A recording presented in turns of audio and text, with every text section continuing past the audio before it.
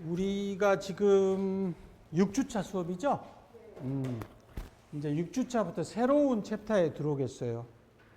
내가 여러분한테 이야기해주면은 가장 학습 효과를 잘 내기, 여러분 학습 효과가 크려면은 수업에 집중하는 거야. 나를 보고, 나를 뚫어져라 보라고.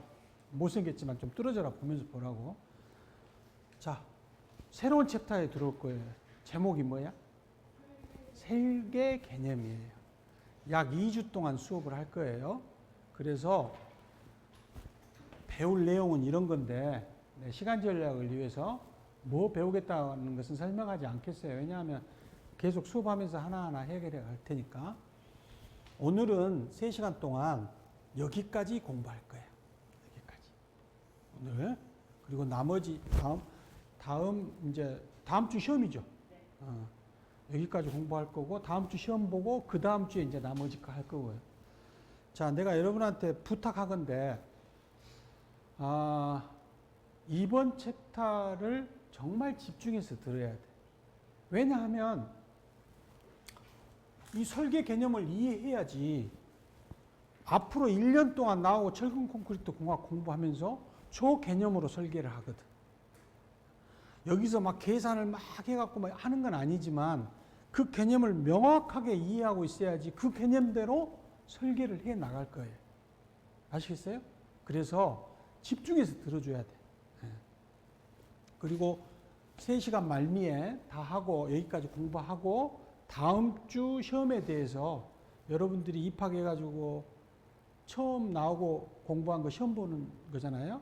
그래서 여러분들이 자신감 좀 가져야 되고 그래서 시험 힌트를 줄 거예요. 마지막에. 그래서 그걸 듣고 또 시험 준비를 어떻게 하면 되는지를 듣고 잘 준비해갖고 다들 좋은 성적을 냈으면 좋겠어요. 자, 그러면 이제 하여튼 오늘 수업을 시작해 볼게요. 제일 처음에 내가 설계하고 해석이라는 게 뭔지에 대해서 한번 이야기를 해보려고 그래요. 이미 우리가 수업을 하면서 내가 언젠가 설계란 무엇인가 라는 이야기를 했었어. 설계가 대체 뭔가 라는. 설계가 뭔가. 영어로는 디자인이지. 우리가 말하는 디자인이 뭔가, 설계가. 자, 다시 한번 내가 이야기를 하면, 지금까지 이제 여러분들이 나하고 재료까지 공부하면서 많은 지식이 이제 뭐 새로운 지식들을 알고 있어. 그러니까 그 지식 바탕 위에서 하자고. 구조물이 있어서 구조물. 우리 철근 콘크리트 구조물이라는 것은 스트럭처라는 것은 뭐가 있냐면 우리 토목에는 대표적으로 뭐가 있지? 교량이 있어. 그지? 여러 가지 구조물이 있는데 또 건축 구조물로 대표적인 게 뭐야? 빌딩 있죠. 그 외에도 여러 구조물이 있는 걸 보여줬어 내가. 그런데 이런 구조물들은 뜯어놓고 보면 구조 부재로 이루어져 있지. 구조 부재로. 그래서 뭐라 그랬지? 스트럭처럴 멤버 그렇게 이야기했지. 그래서 내가 그런 이야기 했잖아. 축구는 한 팀인데 축구 한 팀은 여기 구조물 해야 되는 거고 축구 한 팀은 몇 명으로 이루어졌어? 11명으로 이루어져 있지. 그죠? 11명 맞죠? 그 한 명 한 명이 멤버잖아. 그래서 이 구조부재, 스트럭처럴 멤버로 이루어져 있어. 그래서 구조부재는 어떤 게 구조부재냐? 가장 대표 구조부재가 포야, 포. 여러분 머리에 있는 요 포. 좀 큰 것은 거더라고도 해. 포가 좀 큰 건 거더라고도 해. 나중에 또 나오니까. 그 다음에 기둥.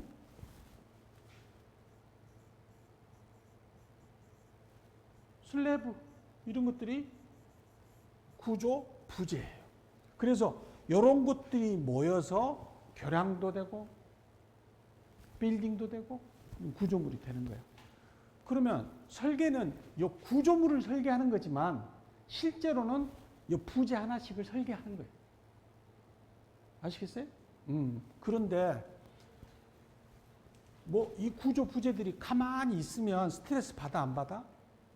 안 받아. 그죠? 가만히 있으면 안 받아. 근데 스트레스를 받게 하는 놈들이 있지. 아주. 그래, 대답 안 해. 요 놈을 공격을 해. 어떤 놈이 공격을 해? 요 놈을 여러분 이해하기 쉽게 공격을 어떤 놈이 해? 하중이 해, 하중이. 그것보다 우리 로드라 그랬지? 로드. 어? 하중이 공격을 해. 그러면은 하중이 공격을 하니까 그 하중 때문에 뭔 현상들이 일어나겠지. 그것보다 뭐라 그러지? 하중 영양. 하중 영양이라고 했죠. 이제 하나 더 나갔네. 자, 하중 영양이라고 그랬어. 그래서 영어로도 뭐냐면은 요 로드 때문에 생기는 영향이다 그 말이야. 로드 이펙트 그렇게 말했죠. 큰 그림을 이제 우리 한번 생각해 보자고. 그러면은 요 하중 영향은 어떤 것들이 있냐면은 뭐가 있겠어요? 얼른 눈에 띄는 게 처짐 있지, 처짐. 하중이 없었을 때는 처짐이 안 생기는데 하중이 딱 오니까 처짐 생기죠. 균열도 생기겠지. 그 다음에 내부에 스트레스 생기지. 그걸 힘으로 표현하면 단면력이라 그랬어. 그래서 몇 개 생긴다 그랬지? 3개 생긴다 그랬어. 축방향력, 휨 모멘트, 전단력 이렇게 생긴다 그랬어.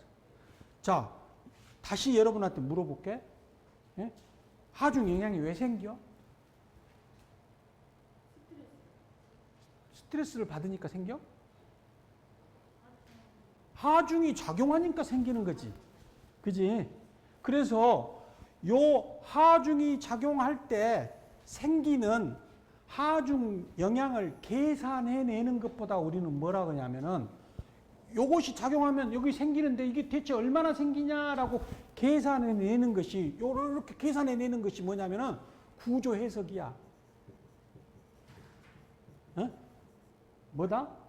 구조 해석, structural analysis 이렇게 이야기해.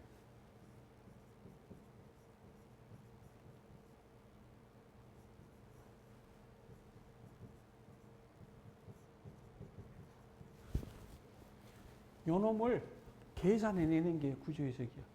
여러분들 응용력학 왜 배우냐면 요거 계산해내려고 응용력학 배우는 거야. 오상진 교수님한테 응용력학 배우지? 뭐 때문에 배우는지도 모르고 있는지 모르지만 하중이 작용했을 때 그걸로 인해서 일어나는 생기는 이 하중 영향이 대체 얼마나 되냐. 하중이 얼마 작용하니 처짐이 얼마 생기고 종국에는 그런단 말이야. 종국에는. 끝내 그 응용력학 배우는 이유가 하중이 작용하니 처짐은 얼마 생기고 균열은 어디가 생기고 폭은 얼마나 되고 거기서 단면마다 생기는 단면력은 얼마고 이런 것들을 계산해내기 위해서 배우는 거야. 그것보다 우리 뭐라고 한다? 구조해석한다라고 이야기를 해. 근데 그거 다 배우고 나한테 수업 받아야 되는데 아직 안 배웠어. 그래도 나는 수업은 해야 돼. 그래서 이미 안 배웠지만 내가 앞서서 간단하게 좀 가르쳐주고 갈 거야. 그런데 응용력학 배워갖고 계산하는 건데 실제로 실무에 가면 그렇게 하지 않고 소프트웨어가 있어. 구조 해석용 소프트웨어가 있어. 범용으로 인정해주는 소프트웨어로 구조 해석을 하는 거야. 컴퓨터로, 소프트웨어로. 그래서 지금 실무에서 가장 예전에 교수님이 뭐 대학원 다닐 때까지만 해도 외국 거 썼는데 지금은 우리나라에서 개발한 마이다스라는 프로그램을 제일 많이 써요. 그래서 그런 프로그램으로 계산해. 그치만은 기초 지식을 알아야지 그 소프트웨어도 쓸 수 있는 거잖아. 그 응용력학을 공부를 하는 거야. 어찌됐든 간. 자, 앞으로 우리가 예를 들어서 교량을 해석한다, 교량을 설계한다, 그러면 교량 전체를 설계하는 거지만 사실은 뭐다? 하나하나. 이 구조부재를 하나하나 설계해가지고 다 조합하면은 교량이 되기도 하고 빌딩이 되기도 하고 할 거 아니야. 그런데 제일 첫 번째 이 교량을 괴롭히는 놈이 하중이야. 그 하중 때문에 뭔 일이 일어나는지 다 계산해내. 물리적으로 다 계산해내는 것이 구조 해석이다. 그 말. 아시겠어요? 자, 그러면 여기 지워버리겠는데 다시 한번 쓸게.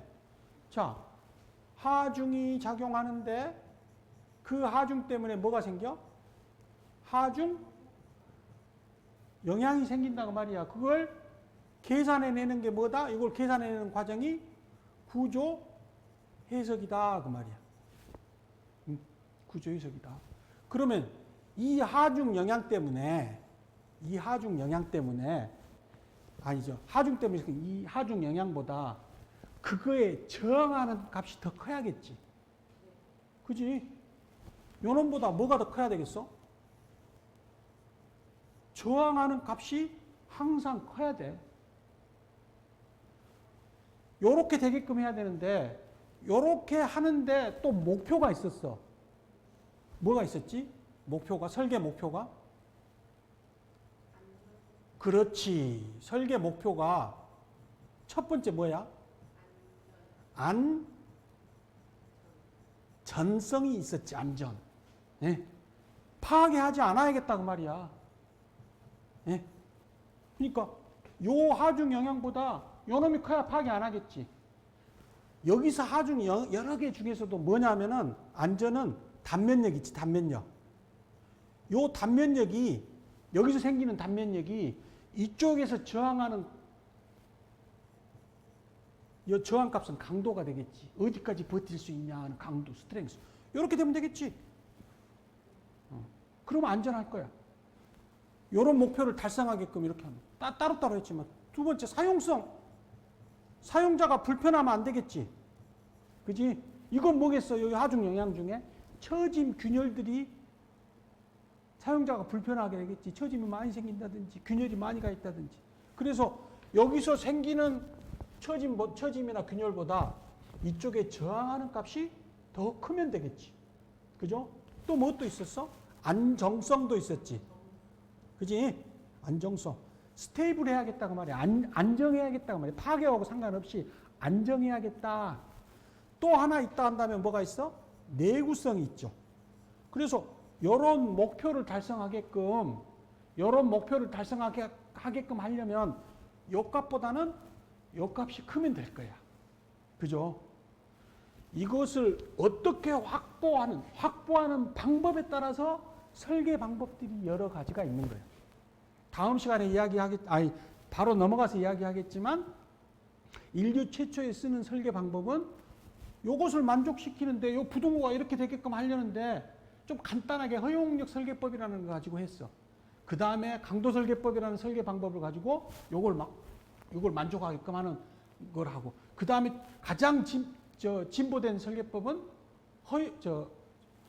한계 상태 설계법이야. 최근에 나온 것들은. 그래서 요렇게 만족하게끔 해가지고 최종적으로 뭘 결정해 내는 거야? 설계의 결과물은 뭐야? 요렇게 하는 것보다 설계라 그랬는데 이 설계의 결과물은 뭐지? 뭐가 나와?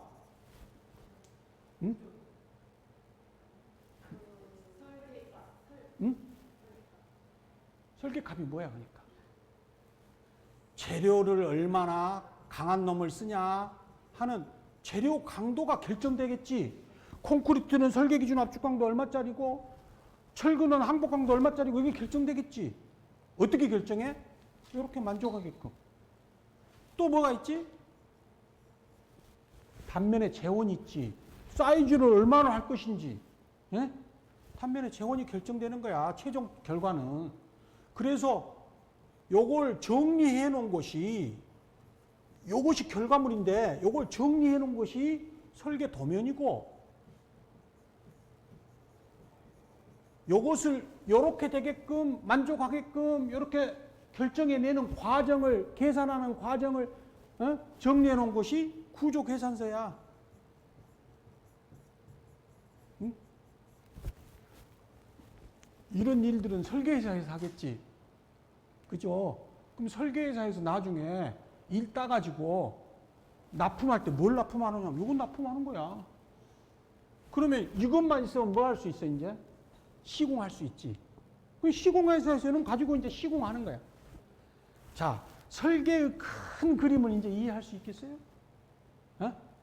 구조물이 뭔지, 구조 부재가 뭔지, 하중이 뭔지, 하중 영향이 뭔지, 하중으로부터 구조 해석해갖고 하중 영향 구해내는 거, 그런 과정. 아직 살은 안 붙였지만 큰 뼈대는. 그리고 그 하중 영향보다는 저항값이 더 커야지 이런 것을 만족할 수 있다. 그래서 이렇게 만족하게끔 해서 결과를 설계 결과는 요 두 가지 결정하는 것이다. 그리고 그 정리해 놓은 것이 이거다. 이게 설계야. 그러면 해석은 뭐냐? 자, 설계를 쭉 했는데 다시 거꾸로 검토해 보는 거야. 거꾸로. 쉽게 말해서 이제 재료 강도도 정해져 있고 단면의 재온도 다 정해져 있잖아. 어? 그러면 저 하중 작용시켜가지고 하중 영양값 찾아보고 요거 만족하지 않았는지 검토해보고 이게 해석이라고. 아시겠어요? 그래서 내가 첫 번째 주제가 뭐였어? 설계하고 해석이 뭔지 했잖아. 이해할 수 있어요? 설계와 해석. 자, 하중이 작용한다. 하중이 작용시켰을 때 설계를 한다. 그러면은 요 하중이 일단 이렇게 간단히 써놨지만 이 하중을 구조해석해가지고 부재에다가 재화시켜서 응용력학 시간에 배운 그 구조해석을 해가지고 하중 영양 구해봐가지고 그 하중 영양이 그것보다는 저항값이 크게 해서 이런 목표를 달성하게끔 해서 사용 재료를 결정하고 사용 재료를 결정한단 말이 재료의 강도를 결정한다고 말이야. 단면 제호를 결정해내는 것이 설계다. 그러면 해석은 뭐냐? 이걸 거꾸로 다시 그 단면력, 하중 영양 단면력하고 각 부재의 강도하고 검토를 해가지고 이거 만족하고 있는지 다시 검토해보는 것이 해석이다 그 말. 아시겠어요? 그래서 어떤 식으로 이걸 확보를 하냐라는 그 방법에 따라서 설계법이 막 변천한 거야. 그래서 설계법은 어떻게 변천해 갔냐면, 자, 내가 일단 그림으로 그렸는데, 이렇게 삼각형으로 그렸는데, 여기 밑에가 뭐냐면은, 파운데이션, 기초 이론이라고 돼 있죠. 기초 이론. 이게 뭐냐면, 재료의 아주 근본적인 이론이에요. 그 다음에 이건 부재의 이론이야. 아까 본이, 기둥이니 슬래브니 그 부재의 이론이야. 그 다음에 이건 뭐냐면 구조물의 이론이야. 구조물의 이론. 그러니까 각각의 그 분야의 이제 그 지식이라 할까? 그런데 생각해 봐봐. 아주 원시시대 때 내가 첫 시간에 그 선사시대 때 구조물 개울 건너가는 이게 교량이야 하고 돌다리 하나 놓은 거 보여줬었지. 그거 설계하고 갖다 시공할 때 그 재료에 대해서 이론적인 개념이 있었을까? 부재에 대한 이론이 있었을까? 아니지. 경험적으로 어느 정도 크기로 갖다가 딱 갖다 놓으면은 사람들이 막 건너다닐 때 안 무너지더라는 거 아는 거 아니야. 어떤 이론만 있는 거야? 요 구조물 이론만 있었던 거야. 초반에는. 그래서 보면은 옛날에는 요 구조물 이론만 있었어. 내가 연대를 표시했는데 1940년대까지는 구조물 자체에 대한 어떤 그 지식만 있었다고. 그것도 다 아는 것도 아니고 한 이만큼 알았어. 그러다가 인류가 막 이제 기술이 발전하고 막 하면서 구조물에 대한 이론도 알고 부재의 이론도 좀 알고 재료에 대한 것도 좀 알게 되고 이렇게 된 거야. 다는 모르지만. 그래서 나온 설계법이 WSD라는 설계법이에요. 그때 나온 설계법이. Working Stress Design 또는 Allowable Stress Design 해갖고 ASD라고도 하고 WSD라고도 하는데 이게 바로 뭐냐면은 허용력 설계법이에요. 그러니까 인류가 제일 처음에 쓴 설계법은 뭐겠어? 허용력 설계법이야. 우리나라도 1985년까지 이 허용력 설계법을 썼어. 교수님이 대학 다닐 때는 이 허용력 설계법으로 배웠다고.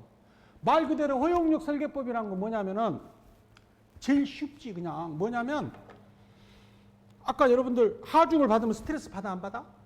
스트레스 받지. 자, 콘크리트라는 재료도 스트레스 받을 거고 철근이라는 재료도 스트레스 받을 거야. 그런데 이 콘크리트는 여러분 아는 지식으로 대답해 봐. 스트레스가 어디까지 버틸 수 있겠어? FCK까지 버틸 수 있겠지.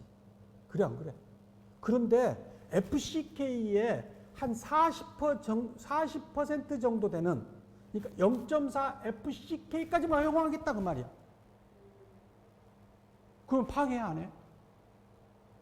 FCK까지 저항할 수 있는데 하중 때문에 생기는 스트레스가, 콘크리트에 생기는 스트레스가 FCK의 한 40%까지만 그 벗어나지 않게 설계하겠다고 말이야. 그러면 파괴 안 해? 안 하겠지. 스트레스가 FCK까지 도달해야 파괴할 텐데 거기까지 올라가야지. 한 40% 범위 안에서만 생기게끔 거기까지만 허용하겠다. 그런 개념이야. 철근은 FY까지 가야겠지.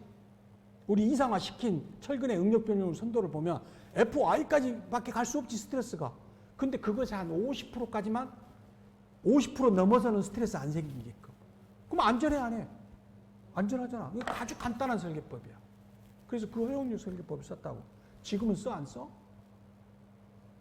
85년도까지 우리나라가 썼다고.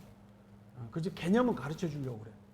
그러다가 86년도부터는 이제 뭘 쓰냐면은 이제 이런 이 재료도 말이야. 콘크리트라는 재료, 철근이라는 그 로 메터리얼의 재료의 그 어떤 이론을 그 지식을 알았지만은 또 뭐 있어 우리는?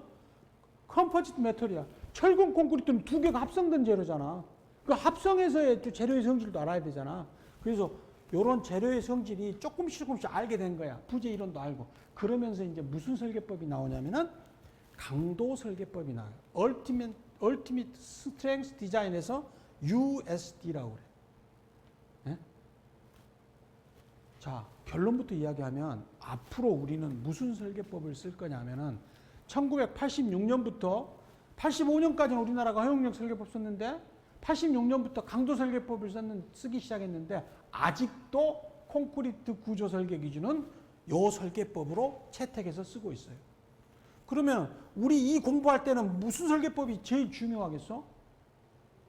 강도 설계법이 제일 중요하겠지. 그죠? 강도 설계법 개념으로 설계한다 그 말이야. 그럼 강도 설계법이 뭐냐? 이번 주 세 번째 시간에 설명할 거야. 그걸 명확하게 이해하고 있어야 돼. 왜냐? 1년 내내 이제 그 설계법으로 설계할 거니까. 어떤 식으로 그 설계의 목표를 확보하는지. 그 개념은 내가 설명해 줄 거니까. 그 개념대로 계속해서 하는 거야. 이제 살을 붙여가지고. 그 다음에 이제 더 인류가 막 이론들이 이렇게 막 나와가지고 각각의 이 이론들에 이제 뭐 어느 정도 다 뭐 인류가 뭐 다 알았다고 자신 있게 이야기할 수는 없지만은 거의 다 알아가게 되면서 LSD라는 설계법이 나오게 돼요. 유럽을 중심으로 해서 뭐 미국도 있지만은 정확한 LSD는 유럽 거야. 그래서 이건 뭐라고 하냐면은 리밋 스테이트 디자인, 그래서 LSD라고 하는데 한계 상태 설계법이에요. 근데 우리 콘크리트 구조 설계 기준은 한계 상태 설계법을 채택해서 쓰고 있지는 않지. 뭐 쓰고 있어? 강도 설계법 쓰고 있어.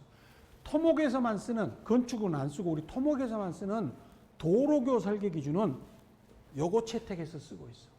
LSD를. 그러니까 우리는 사실은 이제 대학원까지 가면 요거까지도 배워야겠지만은 우리 지금 수준에서 여러분의 그 학문 수준에서는 콘크리트 배울 때 여기까지만 배울 거야. 여기는 안 배우고. 그리고 콘크리트 구조 설계 기준은 요걸로 써져 있고 도로교 설계 기준은 또 이걸로 써져 있어. 그래서 정확히 기억 못 하겠지만 그걸 우리나라 도로교 설계 기준을 만들 때 교수님도 참여해서 같이 일을 했었는데 아주 오래된 이야기인데 2000년대 초반부터 한 5년간 쭉 연구해가지고 그 도로교 설계 기준 만들고 또 경과 과정. 왜냐하면 실무에 있는 사람들은 학교 다닐 때 안 배웠을 거 아니야. 그래서 그 경과 과정을 두면서 교육도 받고 막 하면서 점점 이제 그것이 그 뭐랄까 편해지게 만들어가지고 지금은 이제 그 여기 한계 상태 설계법으로 설계해야 돼. 토목 구조물 교량은. 그렇지만 하여튼 이런 순서대로 변천해 갔다. 그래서 이번 주 마지막 시간에 요 강도 설계법에 대해서 명확하게 그 개념을 여러분들한테 가르쳐 줄 거고, 다음 이제 중간고사 끝나고 다음 주, 그 다음 주 수업에는, 중간고사 끝난 그 다음 주 수업에는 이제 허용력 설계법은 어떻게 하는 건지, 한계상태 설계법은 또 어떤 건지도 추가적으로 가르쳐 주기는 할 거예요, 개념을. 그렇지만 우리는 뭐 쓴다? 강도 설계법 쓸 것이다. 아시겠어요? 자, 그러면 아까 설계할 때 먼저 괴롭히는 놈이 뭐였지? 하중이었지. 그러면 설계를 하려면은 하중을 제하시켜 놓고 구조해서 해야 될 거 아니야. 그죠? 어떤 하중을 올려야 되지? 어? 부재하중? 그러니까 그 부재하중이라고 하는 게 아니지만 뭐 하중을 갖다가 작용시켜야 될 거 아니야. 얼마를 작용시킬까?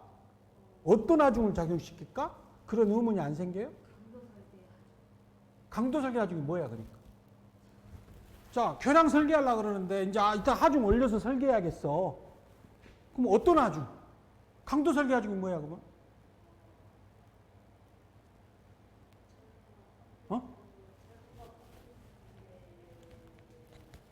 그냥 상식적으로 생각해. 그냥 국민학생 수준으로 생각해봐.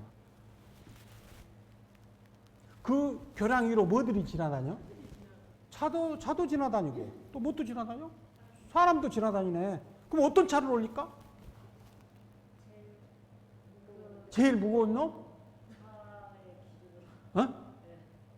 어떤 놈이 제일 무겁지? 화물차? 5톤 화물차? 5톤이면 왜 스케일이 작어? 30톤? 그럼 고민할 수 있잖아. 여러분들 그런 고민하지 말라고 설계 기준에가 어떤 하중을 갖다 올려라 라고 규정되어 있어. 여러분이 지금 말한 그런 개념대로 올리는데 트럭 5톤짜리 올릴까? 10톤짜리 올릴까? 그런 고민을 하는 거야. 그래서 그런 고민을 해서 만들어 놓은 거야. 그런 것들을 모아놓은 것이 설계 기준이라 했잖아.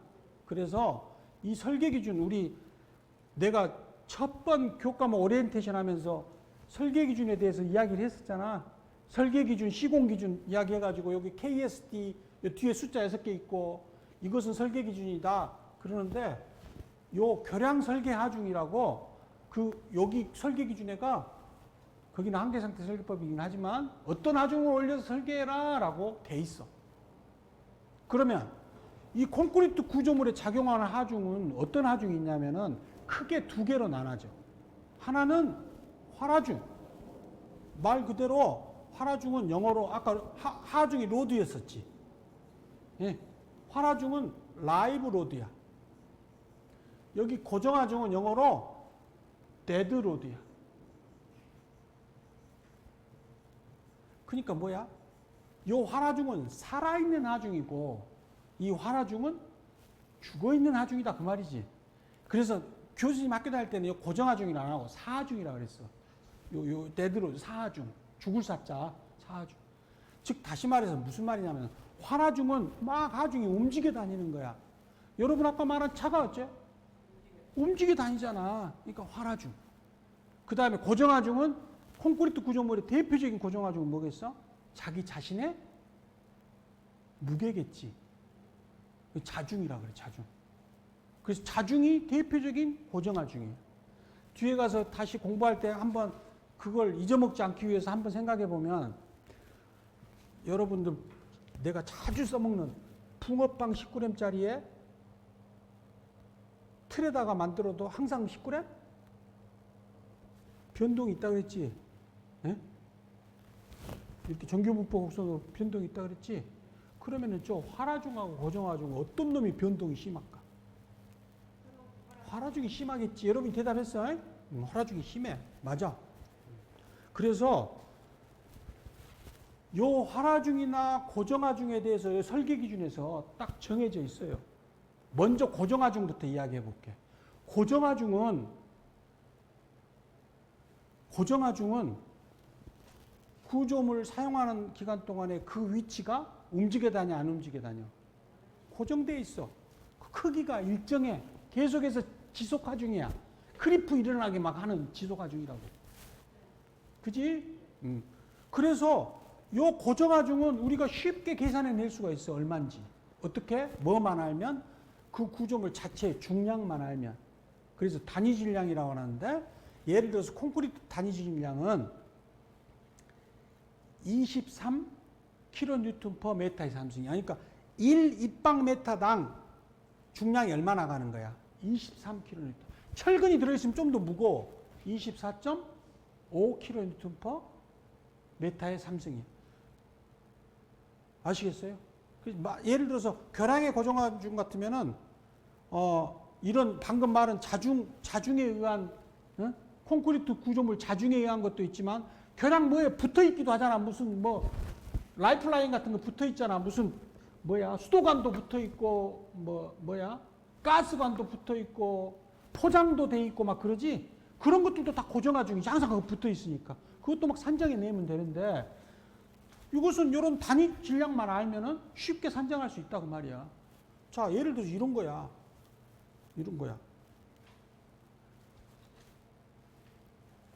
볼을 설계해야겠어. 볼을 설계해야겠는데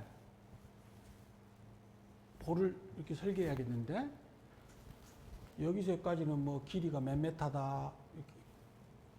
요 단면은 철근 콘크리트로 할 건데 여기는 뭐 여러분 이제 그냥 계산하기 쉽게 1m다. 여기는 2m다. 그러면 이게 철근 콘크리트 구조물이잖아. 그러니까 고정하중을 내가 계산해 보면 데드로드 고정하중은 요 무게는 등분포하게 있겠지. 그지? 등분포하게 있겠지. 왜냐하면 단면의 크기도 일정하니까. 그래서 철근 콘크리트 아까 단위 질량이 얼마였어? 24.5 kN per m의 3승이었어. 그죠? 곱하기 1m, 2m. 맞아? 그러면 얼마야? 49. 그죠? 49 kN per m지.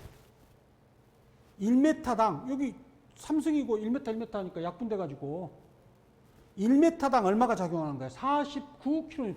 그래서 여러분들 역학 시간에 여기까지 나갔는지 모르지만 요렇게 등분파중 작용한다.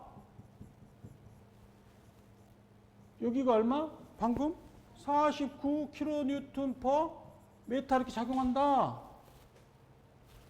이 등분파중 해갖고 막 단면적 계산하고 하는데 이 등분파중이 이렇게 해서 나오는 거야. 그러니까 고정하중은 우리가 단면의 재원으로부터 단위 질량을 갖고 그 재료의 단위 질량을 갖고 쉽게 계산해 낼 수 있지. 하나 해결했네, 고정하중은. 그 다음에 뭐가 있었지, 아까? 환하중이 있었죠. 환하중은 여러분들한테 물어보니까 무슨 5톤짜리에다 짐 싣고 가는 거 올려요. 막 이렇게 했는데 그렇게 하는 거 아니고 우리 토목정에서도 구조 분야에 신뢰성 해석하는 분들이 있어요. 신뢰성을 전공하시는 분들이 있어. 자, 우리나라에 돌아다니는 차들을 다 본 거야. 다 조사를 해. 통계를 내고 조사를 해서 자, 설계할 때 우리나라에서는 이 정도 되는 무게의 차를 올려서 설계하면 되겠네 라고 그 차를 여러분한테 제시해 준 거야. 그건 뭐냐면은 그 차를 올려서 설계하면 파괴할 확률이 한 5% 정도 되게끔 무게를 산정해서 만들어 놓은 거야. 그 차가 실제로 있는 건 아니야. 실제 있는 건 아니지만 이런 차를 갖다 올려갖고 설계하면 됩니다라고 여러분도 고민하지 않게 신뢰성을 확률 통계 이론을 가지고 신뢰성을 해서 한 5% 정도의 파괴, 진짜로 무겁게 해갖고 하면은 파괴 절대 안 하겠지. 그렇지만 그것은 비효율적이잖아. 비효율적인 거잖아. 비경제적이잖아. 그래서 한 5% 정도는 파괴할 수 있어. 5%인가? 내가 정확히 기억은 안 나. 하여튼 그런 신뢰성 해석을 해서 요 하중 올려서 설계하고 여러분한테 이미 제시해 줬어. 그게 뭐냐 하면은 이런 하중이야. 이름은 이런 거야. 하나 따라가면서 보자고. 결항에서의 활하중, 대표 활하중은 차량 하중이다. 근데 저 활하중은 구조물에 전체에 다 올라갈 수도 있고 어디 부분에만 올라갈 수도 있고 있다가 없어질 수도 있고 막 변동되고 있지. 그래서 살아있다고 말이야. 그래서 라이브로 들어간다고, 활하중이라고. 그래서 또 주어진 시간에 활하중의 크기나 분포는 불확실하고 또 구조물 수명 동안에 쓰는 동안에 최대로 큰 놈이 어떤 놈이 올지도 잘 몰라. 그래 안 그래? 그죠? 그래서 그런 것들을 다 감안해가지고 이런 차량 올려서 설계하면 되겠어 라고 제시를 해주는데 그 차량이 뭐냐면은 KL 510이라는 하중이에요. 여러분 갖다 쓰면 돼 그냥. KL 510은 뭐냐면 전체 무게가 510kN짜리 차량이다 그 말이에요. 그래서 510 붙여놓은 거야. 여러분 잘 이게 얼른 감이 안 오면 무게가 얼마짜리야? 51톤짜리지. 상당히 무거운 차량이지. 또는 그런 KL 510이라는 표준 트럭 하중을 제하해서 설계하기도 하고, 동시에 무엇도 해야 되냐면은, 자, 봐봐. 이런 개념이야. 자, 차선에 저 차가 한 대 지나가게끔 설계를 하는 건데, 신호가 딱 빨간불 걸려갖고 교량 위에가 차들이 쭉 밀릴 수도 있지. 그지? 그러면은 그것은 한 대만이 아니라 여러 대가 올라간 거지. 그것은 아까 방금 배운 분포 하중으로 표현하는 게 맞겠지. 그래서 표준 차로 하중이라는 것을 올려서도 해보는 거예요. 둘 중에 불리한 놈으로 쓰는 거야. 한 대만 지나가는 걸로 설계해 보기도 하고, 그 위에 차가 여러 대 있는 것도 무슨 개념인지 알겠죠. 그래서 요 두 개를 다 해봐갖고 더 불리한 쪽으로. 그래서 요 KL510을 내가 먼저 설명해주면 이렇게 생긴 차야. 요 차 위에서 본 거야. 앞바퀴 2개, 중간에 바퀴 2열로 4개, 뒷바퀴 하나. 차의 폭은 3m, 바퀴의 중심간 거리는 1.8m. 재원도 줘야 될 거 아닌가. 그래 갖다 올릴 테니까 위치에다가. 앞바퀴하고 두 번째 바퀴까지의 간격은 3.6. 여기서 여기까지 간격은 1.2. 요 뒤에 간격은 몇 미터? 7.2m. 그래서 이 앞바퀴 2개 무게가, 전체 차 무게가 이제 바퀴에 걸릴 테니까. 그러니까 이 말이 뭔 말이야. 이제 그 바퀴가 구조 부재 위에 집중하중으로 올라가겠지. 근데 앞바퀴 2개의 무게는 48kN. 그러니까 하나에 얼마겠어? 24kN? 24kN이겠지. 여기는 135, 요 두 개에서 135, 요 두 개에서 135. 뒷바퀴는 뒤에 짐을 실었으니까 더 무겁겠지. 그래서 얼마? 192kN. 요놈 다 더하니까 510이겠지. 그래서 요 차를 갖다가 차선 위에다 올려놓고 구조 해석을 하는 거예요. 예를 들어서 휜 모멘트 구하려면은 저 차가 어디 있어야겠지? 상식적으로 생각하면 가운데 쪽에 있어야겠지. 그래야 많이 휘겠지. 그런 식으로 올려서 구조 해석을 하는 거야. 근데 이렇게 2차만 가서 올려서 하냐? 아까 차가 밀려갖고 다 교량 위에 다 올라가 있을 수도 있잖아. 그지?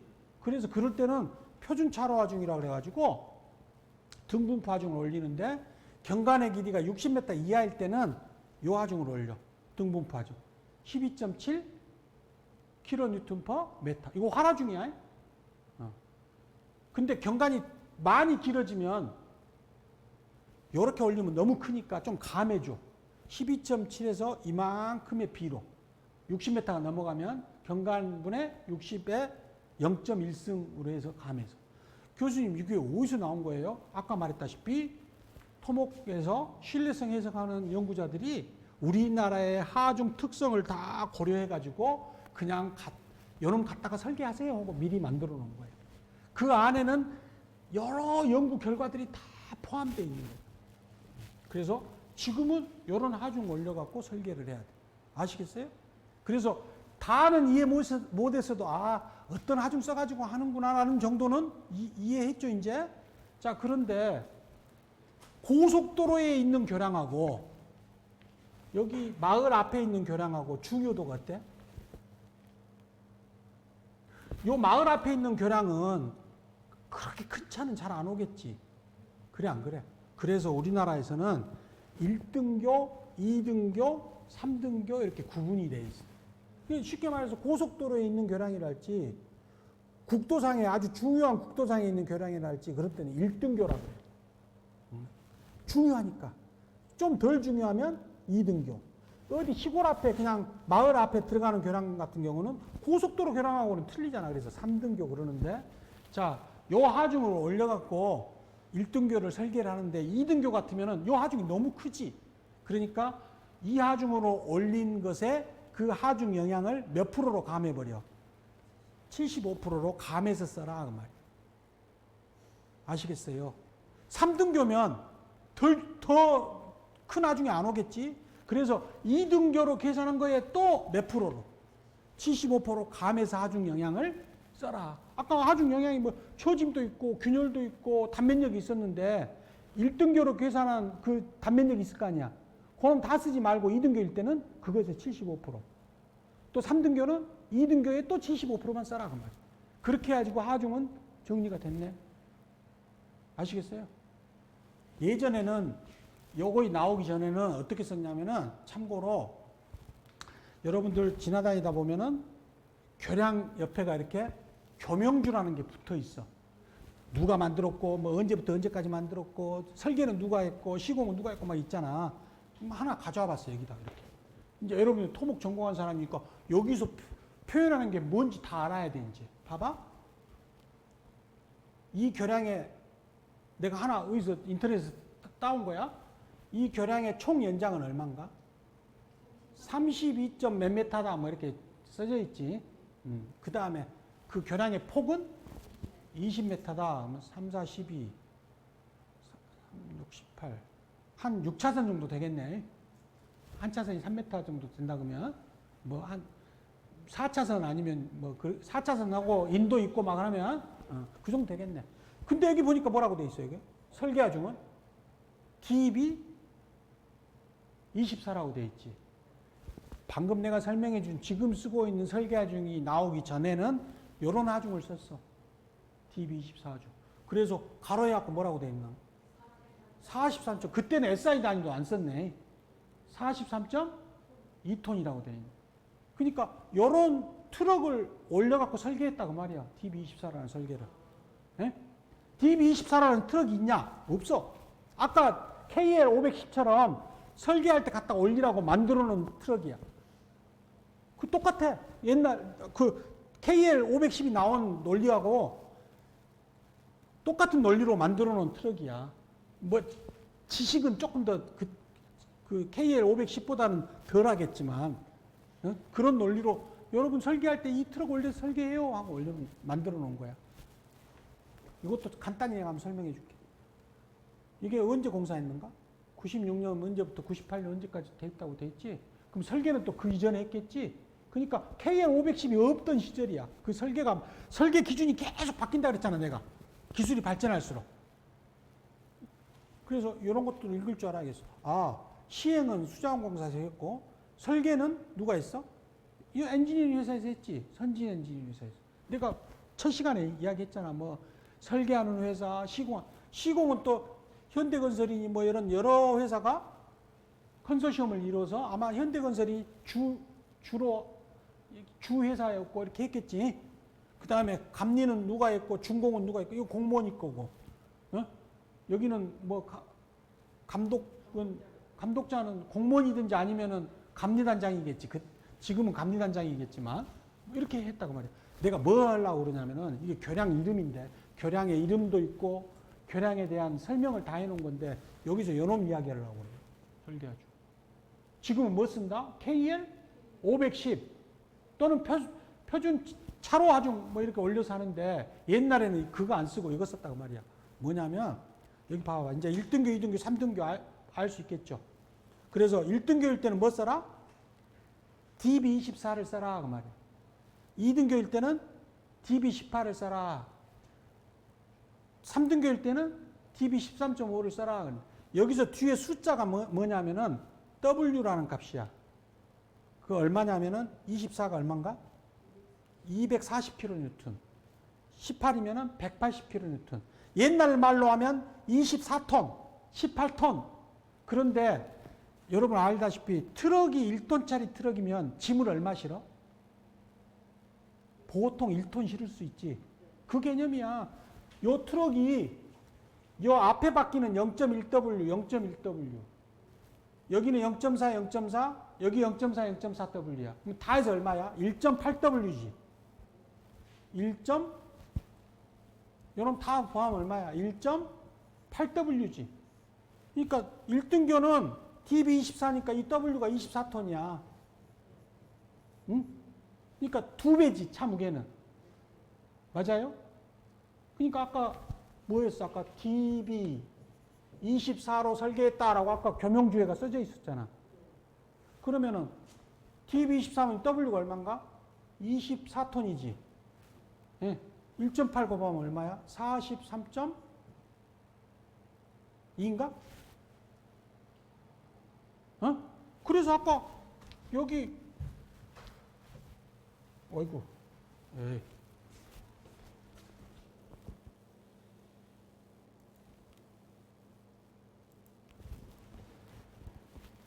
여기 43.2톤이라고 써져 있는 거잖아. 이해돼요?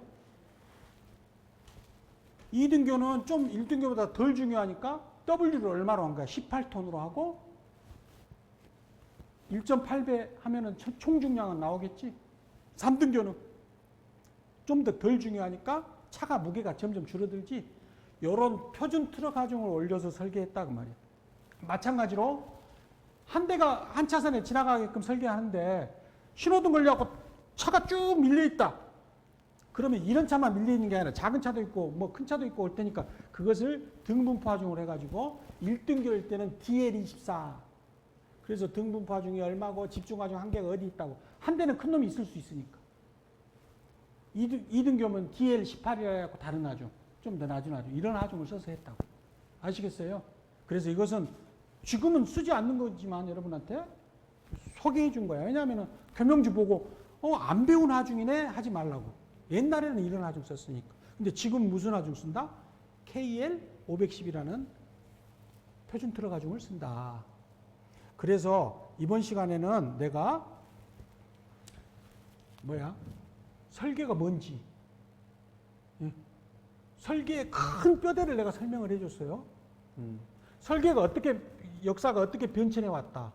허용력 설계법, 강도 설계법, 한계 상태 설계법으로 변천해 왔다. 우리는 무슨 설계법 쓴다? 강도 설계법 쓸 거다 앞으로. 우리 콘크리트 구조 설계 기준은 강도 설계법이 채택되어 있으니까 86년부터 지금까지 계속 그거 쓰고 있으니까 그걸로 이제 앞으로 설계하겠다. 그런데 설계를 하려면 하중이 필요한데 여러분 마음대로 하중을 쓰는 게 아니다. 예를 들어서 그런 게 없다 한다면은 우리 영미 씨가 맞죠? 이제 내 토목과 다니니까 우리 마을 앞에 가는 교량을 설계해야겠다. 그러면은 그런 게 없었다면은 며칠 동안 거기에 앉아서 우리 집 앞으로, 우리 마을 앞으로 들어오는 차들을 조사해가지고 그 중에 제일 무거운 놈, 그놈 재원을 재가지고 그거 올려도 안 무너지게끔 설계하면 되겠지. 그렇지만은 그것은 이제 그런 이론으로 하는 거지만 여러분들이 이제 실무에 가서 설계할 때는 이미 그런 논리로 만들어 놓은 하중 갖다 쓰면 된다. 그래서 하중은 고정하중하고 활하중이 있다. 그래서 활하중의 대표적인 우리 교량에서 쓰는 활하중은 차량 하중이다. 그래서 KL510 또는 표준 차로 하중 올려서 하고, 고정하중은 내가 산적에서 쓴다. 재원의 재원만 알고 그 재료의 단위 질량을 알면은 계산해 내서 쓸 수 있으니 그렇게 올려서 쓴다. 근데 그 고정하중하고 활하중은 변동이 어떤 게 더 심할 것 같아? 활하중이 더 심하구나. 이것 정도만 알고 있으면 돼. 그래서 오늘의 이번 시간에 가장 중요한 것은 설계 뼈대야. 아, 어떻게 설계하는구나. 그 뼈대를 알아야겠다고. 그 뼈대에다 이제 살을 붙일 거니까 큰 뼈대를 알고 있어야겠죠. 아시겠어요? 뭐 그냥 재밌는 이야기 들은 것 같지만 정말로 중요한 이야기야. 왜냐? 그 뼈대 안에서 설계하는 거니까 앞으로 이제. 그 뼈대를 모르고 밑에서 개미처럼 한쪽만 막 알면 뭐 하겠어. 그죠? 무슨 뜻인지 알겠죠? 그래서 이번 시간에 여기까지 할게요. 다음 시간에는 그러면 이 하중 때문에 뭐가 생겨 이제? 하중 영향이 생기지. 그래 안 그래? 그걸 어떻게 그 하중 때문에 하중 영향을 계산해내는 과정보다 뭐라 했지? 구조 해석한다 그랬어. 구조 해석 한번 해볼 거야. 그래서 하중 영향을 어떻게 구하는지 그 과정을 역학 시간에 배우고 와야 될 걸 그냥 나오고 미리 한번 공부해보자 그 말이에요. 아시겠습니까? 자, 첫 시간은 여기까지.